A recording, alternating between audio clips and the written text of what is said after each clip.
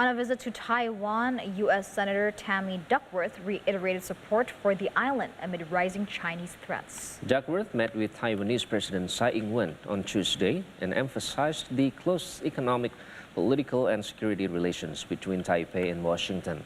China claims Taiwan as its own territory to be annexed by force and sent 30 military aircraft into airspace close to the island on Monday.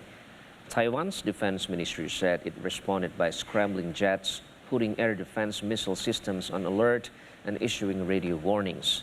Duckworth also cited strong bipartisan backing for a bill she has put forward promoting cooperation between Taiwan's armed forces and the National Guard. Russia's invasion of Ukraine has put China's threats against Taiwan under new focus, prompting increased backing for arms sales and political support from Democrats and Republicans. At the same time, to exalt the U.S. Department of Defense, I wish you all a very safe dream. China's Foreign Minister Wang Yi arrived in Tonga on Tuesday as he continued his regional island hopping tour, a day after failing to ink an ambitious deal with 10 South Pacific nations. Wang fell shy of consensus on the multilateral security and economic plan at a meeting in Fiji after several nations voiced concerns. But he has been notching up smaller wins by signing bilateral agreements with the countries he's been visiting. Wang's tour comes amid growing international concerns about Beijing's military and financial ambitions in the region.